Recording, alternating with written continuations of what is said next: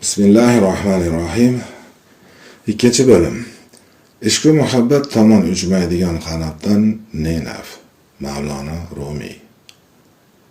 Ishq va muhabbatsiz yurmagin, o'lik bo'lmagin. Ishq va muhabbatli bo'l, tirik qolasan. Mavlono Jaloliddin Rumiy. Mavlono Jaloliddin Rumiy. Ko'ne shahri 1258-yil. Jon top toza oyna, tana uning ustidagi changu g'ubordir. Chang g'ubor pardasi ortida esa chin go'zallik bordir. Mavlono Jaloliddin Rumiy. Go'zallik nima degani, ey mulla yigit? Ishq va muhabbat faqat go'zallikka nisbatan bo'ladimi? dedi. Kitob rastasiga ketayotgan chog'imda yo'limni to'sgan, holi parishon, ko'zlari nursiz boqqan, lablari esa qurib, yorilib ketgan g'alati ko'rinishli bir kishi.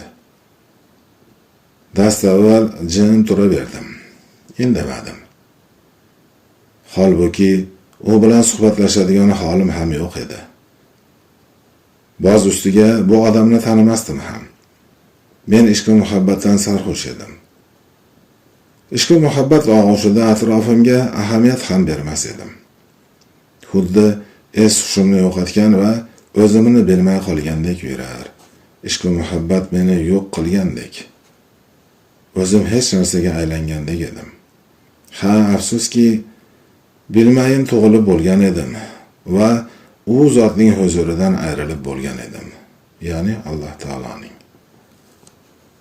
Ko'zlarim doim o'tmishni qo'msar. Juda ko'p yillar ilgari men tark etib bu dunyoga kelgan ma'shuqim hayolimdan chiqmas. Atrofimga nazar solishga ham majolim yo'qdek edi. Jim turaverdim. Chunki ishq va muhabbat menga sukut saqlash halovatini taqdim qilgan edi. Menga kimdir xitob qilgan chog'da doim avvaliga ro'paramdagi insonning aytgan gapiga qarar edim, bu o'zi gap deyishga arziydimi deb. Keyin esa qarshimdagi insonga qarar edim. Bu o'zi odam deyishga arziydimi deb. Ro'paramdagi bu odam ishq va muhabbatdan so'z ochgan edi. Va bu mavzuda gaplashish uchun men shu on kallamni so'rasa, ikkilanmay berib yuboray edim. Men Muhammad Jaloliddin Rumiy qarshimdan kim chiqib, menga ishq va muhabbat borasida so'z qotgudek bo'lsa, uning quliga aylanishga ham rozi edim. Shu payt o'zimni xuddi tuproqqa otashli iz qoldirib yurib ketayotgandek qadam tashlaydigan ishq va muhabbat quyoshi, ishq va muhabbat yo'lidagi ustozim Shamsga nazar solib turgandek his qildim. Qani hozir u zot oldimda bo'lsa edi, qani ustozim meni tark etib, ketib qolmagan bo'lganda edi. Qani ustozim tim qora ko'zlarini ko'zimga tiksa edi. Nigohini mendan olib qochib, gapirma, jim bo'l desa edi, shu lahzadayoq ortimga qiyo ham boqmay ketib yuborgan bo'lar edim. U zot Ko'nyani tark etganiga ancha vaqt bo'lib ketdi. Uni eslab bag'rim yonar. Uning nomini har tilga olganimda nafasim tutab ketayotgandek his qilar edim o'zimni. Otashimning esini qanchalar uzoqda bo'lsa ham sezib turadi. Men bunga ishonaman. Bilamanki, agar bu olam karvonsaroyini tark etib, Dorul Baqoga ketmagan bo'lsa, mening kuyib yonishimdan xabardordir. Ishq va muhabbat sir va asrorini menga u zot o'rgatgan. U zot bilan tanishishimdan ilgari xon bo'lgan edim. Ishq va muhabbatga oshiq qalbimni u zot maromiga keltirib tobladi. U zot menga sir va asrorni yetkazdi. Endi ustozim qayerda? Mana atrofimda o'nlab yigitlar izimdan qolmay yuradi. Ularning o'rnida birgina u bo'lsa edi. So'zingni ishq va muhabbat nafasi ufurib boshlading. Qani yaqinroq kelchi? Ishq va muhabbat isi tanangga singib ulguribdimi? Bir ko'raylik dedim u odamga. U esa ajablanib yuzimga tikildi.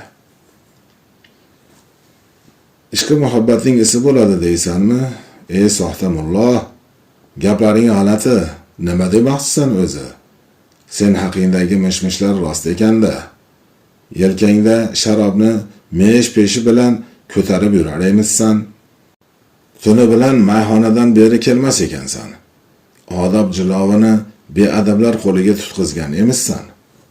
Yo'ldan adashganing yetmaganidek, ishq va muhabbat yo'liga tikan ham sochar ekansan.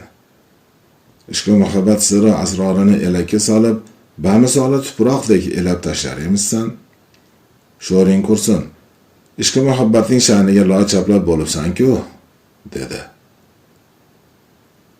Gapini tugatar-tugatmas, yonimdagi shogirdlarim uning ustiga tashlangudek bo'ldilar. Ularni zo'rg'a to'xtatib qoldim. Axir bu odam menga yomonlik emas, yaxshilik qilib turibdi va nafsimni tanqid qilyapti-ku. Uning gaplarini eshitib, nafsim iztirobga tushib, yanada kichrayib, o'zini pastga ola boshladi. Hoy ajoyib musofir, bir oz o'zingni bosib olgin, quloq sol. O'zim ishq va muhabbat ostonasida o'rgangan narsalarimni senga aytib berayin. Eshit, agar ko'ngling bo'lsa, sen ham gaplarimni anglab yeta olasan.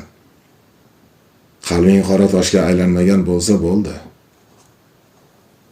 Ishq va muhabbat Alastu bazmida insonning ko'nglidan joy olgan.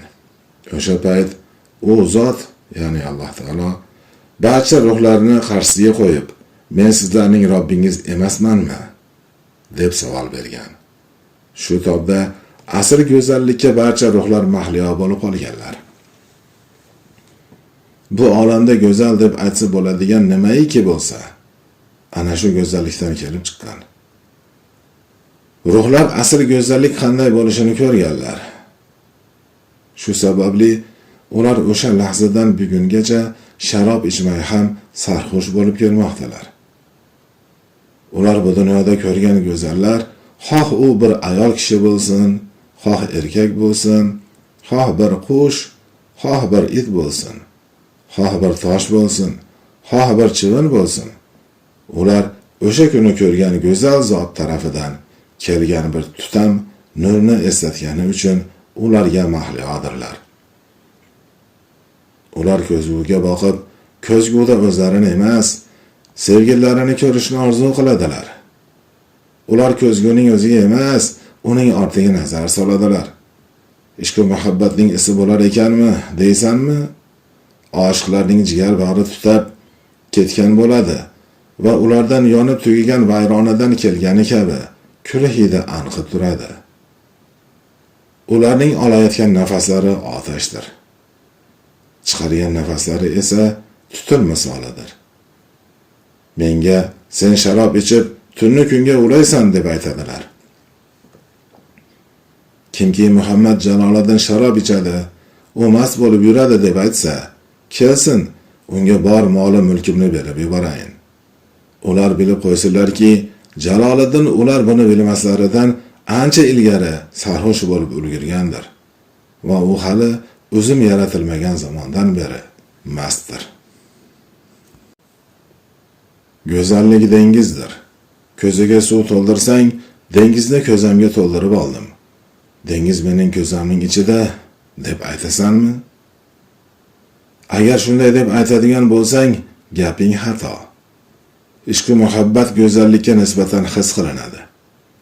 Shunchaki tanasi go'zal bo'lgan narsani go'zallik deb aytish esa dengizni ko'ziga solib olishning xuddi o'zidir. Mana bu shuncha mol-u mulk, tevaragingda hozir-u nozir mana shuncha shogird, o'quvchi, tarafdorlaringchi? Dunyoviy ne'matlarga ko'milib olib, ishq va muhabbatni topa olaman deb aytasanmi? Ishq va muhabbat qayerga borsang ham bor bo'laveradi. Xoh saroyda bo'l, xoh vayronada.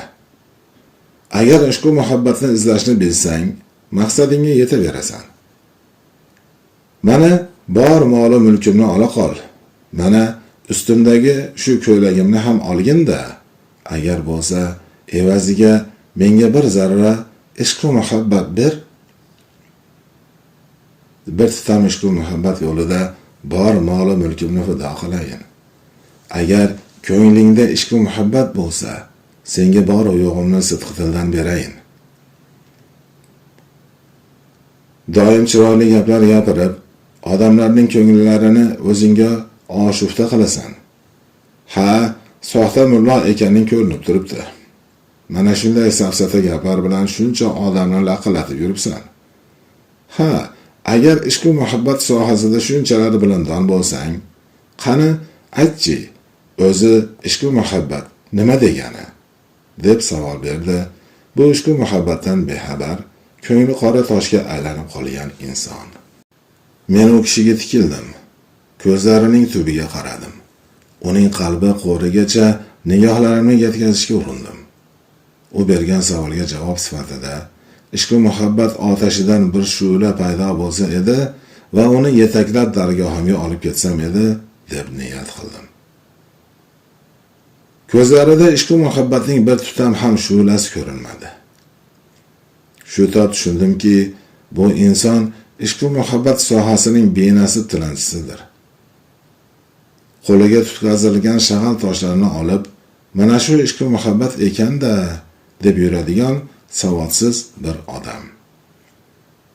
Unga javob bermayotganimni ko'rib, bu gal savolini zarda bilan takrorladi. Qani gapira qol, ey mulla, nima ekan u ishq va muhabbat? Men esa jim turaverdim. Sukut qildim. Shu tob hech bir jonzotning qalbini og'ritmaslik kerak degan fikrda edim. O'zimga o'zim dedimki, birovning ko'nglini sindirish Ka'ba devorini sindirishdan ham og'irroqdir.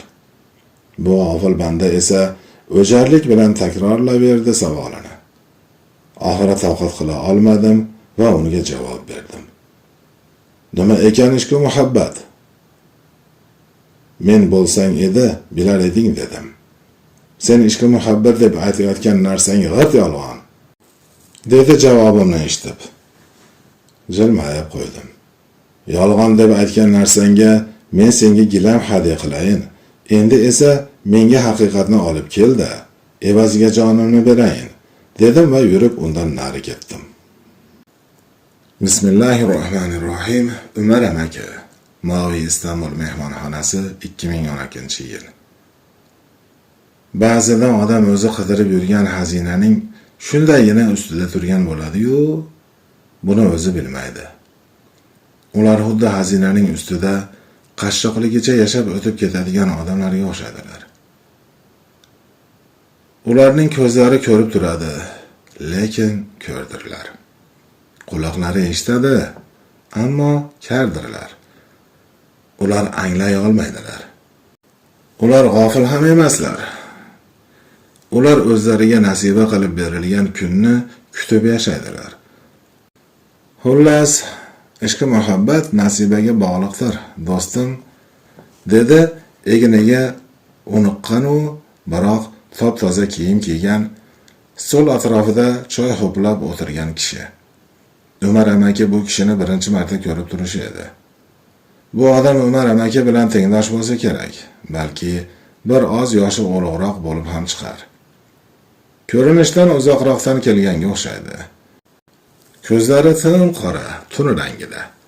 Lablari esa xuddi cho'lda shamolda qolib ketgandek yorilib ketgan. Bu kishining tishlari dengizdan hozirgina chiqarilgandurdek porlar. Badani esa quyoshda ko'p qolganidanmi yoki darddan ko'p yonganidanmi qorayib ketgan edi. Ko'zlari onasining qornidan surmalanib chiqqandek ko'rinar edi. Bu odamning boshqalarni o'ziga mahliyo qiladigan qandaydir ohang rabosi bor edi.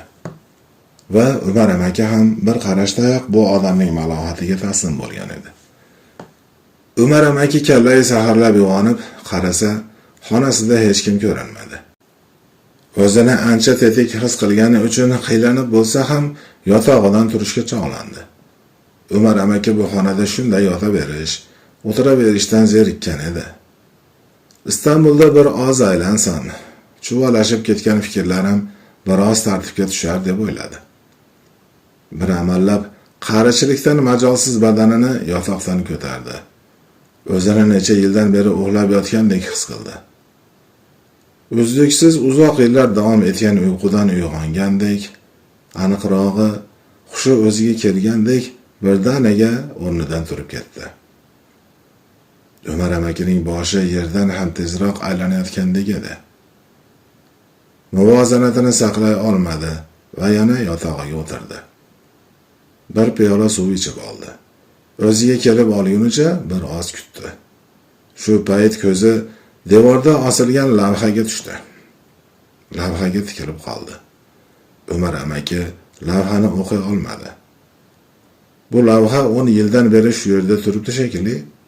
Umar amaki esa bu yerda nima deb yozilganini ham o'qiy olmadi. Yonidagi xontaxtadan ko'zoynagini oldi. Ko'zoynagini og'ziga olib kelib, oynasiga kuh-kuhladi va ko'zoynagining oynasini kiyimining etagi bilan artdi. Ko'zlarini qisib, yana lavhaga tikildi. Jilmayib qo'ydi. Lavhada "Yo nasib" deb yozilgan ekan. Yozuvning tagida esa bir bayt bitilgan. Baxtsiz insonning bir tomchi ham tushmas bog'iga, yomg'ir o'rniga duru gavhari yog'sa samodan. Ziyo Poshsho taxallusi ostida ijod qilgan siyosatchi, muxbir va shoir Abdulhamid Ziyouddin qalamiga mansub. 1829-1880 yillarda yashab o'tgan. Bu baytning tagiga esa Umar amakining ismi yozilgan. U bu lavhani qachon yozganini eslay olmadi. Eslay olmaganidan uncha ta'sirlanmadi ham. O'zini ehtiyot qilib asta o'rnidan turib ko'rdi. Tezgina egniga kiyim kiyib oldi. Hali hech kim uyg'onmasidan mehmonxonadan chiqib, ozroq aylanib, hech kim yo'q payti ko'chalarda sayr qilib kelgisi keldi. Istanbulning salqin, ammo yoqimli ertalabki shamolida bir oz sovqotgisi, keyin odamlarning tovushi aralashib ketmasidan qush, dov-daraxt va shahar tovushini tinglagisi keldi. Ha, Istanbul o'zini tinglagan odam bilan suhbatlashadi. Istanbulni tinglashni bilsangiz kifoya. Balki Istanbul Umar amakining bu dardiga nima darmon bo'lishi borasida maslahat berar.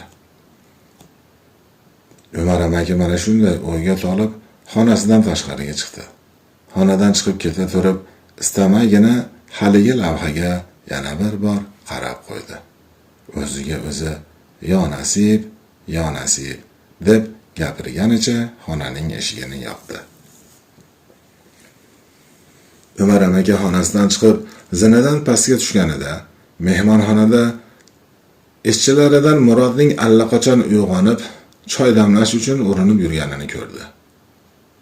Butun mehmonxonaga yangi damlangan choy ifori taralar edi. Umar amaki yangi damlangan choy hididan dimog'ini to'ldirib nafas oldi.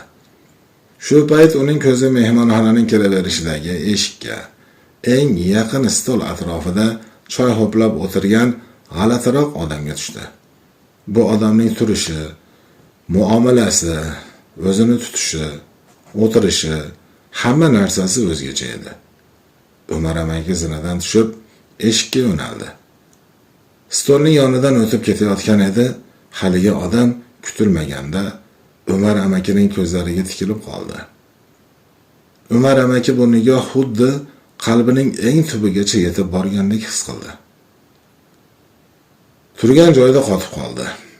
Shu payt haligi g'alati odam unga qarab, "Keling do'stim, birga bir piyola choy ichaylik, bir-ikki og'iz gaplashib o'tiraylik" deb qoldi.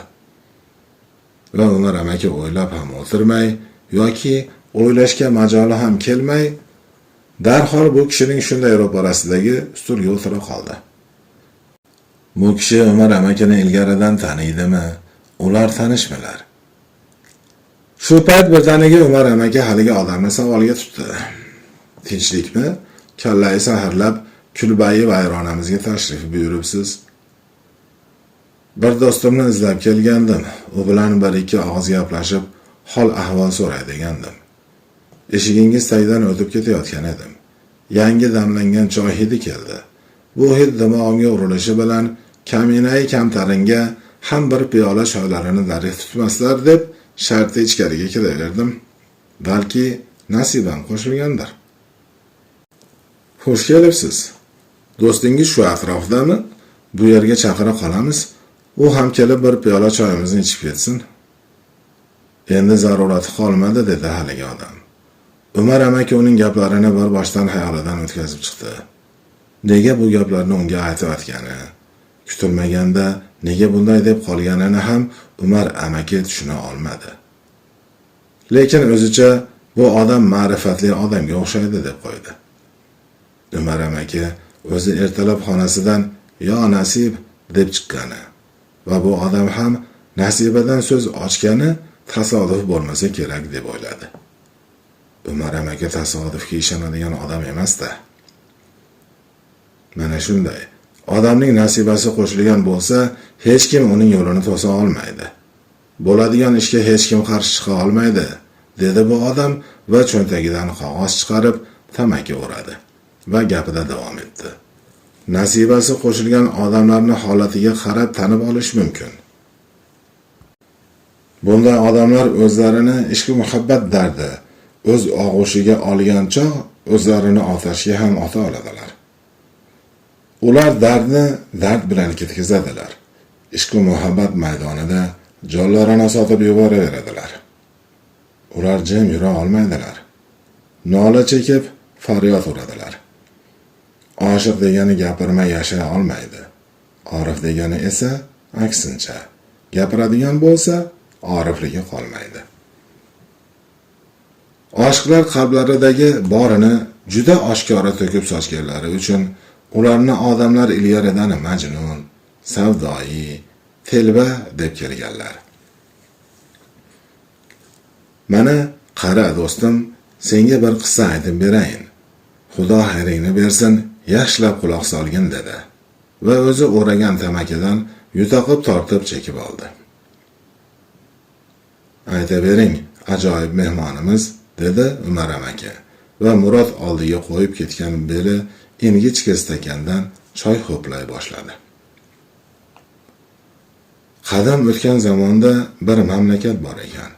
Bu mamlakatda yashagan barcha, podshohdan tortib qullargacha, go'dakdan tortib buvilargacha, otadan tortib bobolargacha ishq va muhabbatni tushunadigan odamlar ekan.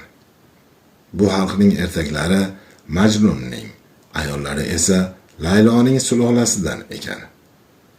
Ular ishq va muhabbatdan xabardor, u zot yo'lida sevishni biladigan insonlar ekan. Bu o'lkaning podshohi ham ishq va muhabbat yo'lida o'zini xizmatkor deb his qilar ekan. Kunlardan bir kuni qo'shni mamlakat podshohining bu ishq va muhabbat o'lkasidagi insonlarning yashash tarziga hasadi kelibdi va ularni sehri jodu qilishga qaror qilibdi.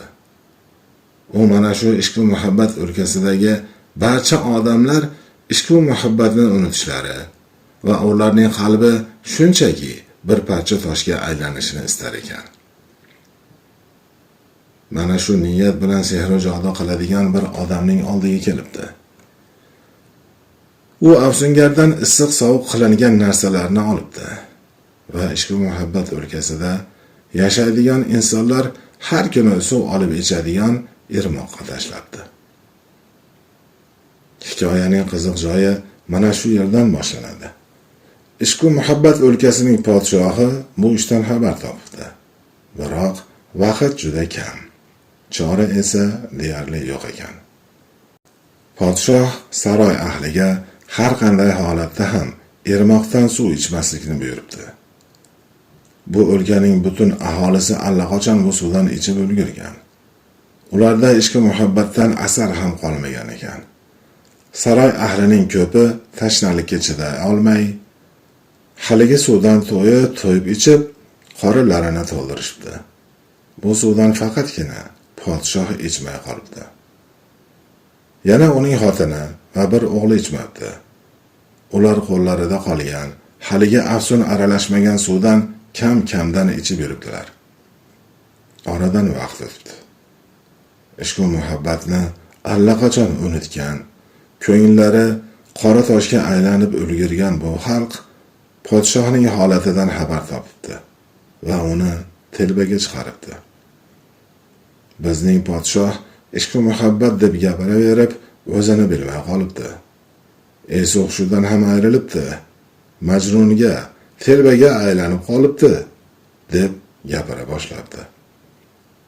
Shundan keyin xalq podshohga isyon ko'taribdi. Podshoh esa nima qilarini bilmay qolibdi. U xalqni tinchitishga chora topa olmabdi va o'g'li bilan ayolini olib o'lkani tark etibdi. Aytishlaricha, hozir ham telbaga chiqargan, kayfiyati tez-tez o'zgarib turadigan, insonlar tushunmaydigan gaplarni aytib, es-hushini yo'qotgan odamdek kezib yuradigan odamlar mana shu podshohning naslidan ekanlar. Qani endi o'zing bir o'ylab ko'rchi, bu hikoyada telba kim u, aqlli kim bo'ldi? Ishq va muhabbat nasib qilganga beriladi. Uning nasibaga qo'shilishi uchun esa odam uni duo qilib so'rash kerak. So'rashi ham bilish lozim. Ishq va muhabbat darddir, og'riqdir, g'amdir. Bu zamonning avlodlari o'ziga o'zi dard so'rab duo qilganlarini aqlli deb aytmaydilar-da. Umar amaki o'tirgan joyida jim bo'lib qoldi. Nima deyishni ham bilmadi. O'zi endi ko'rib turgan, umuman tanimaydigan, har holda taniy olmagan bu odam Umar amaki anchadan beri javob topa olmay yurgan savollariga javob berayotgan edi. Nima bu? Karomatmi? Umar amaki nima deyishga ham hayron bo'lib tilini tiydi. Karomat bo'ladigan bo'lsa, bu kimga tegishli karomat? Umar amakining boshi aylanib, ko'z oldi qorong'ilasha boshladi. Hushidan ketay dedi. Umar amaki bu odamning qop-qora ko'zlariga tikilish uchun boshini ko'tardi.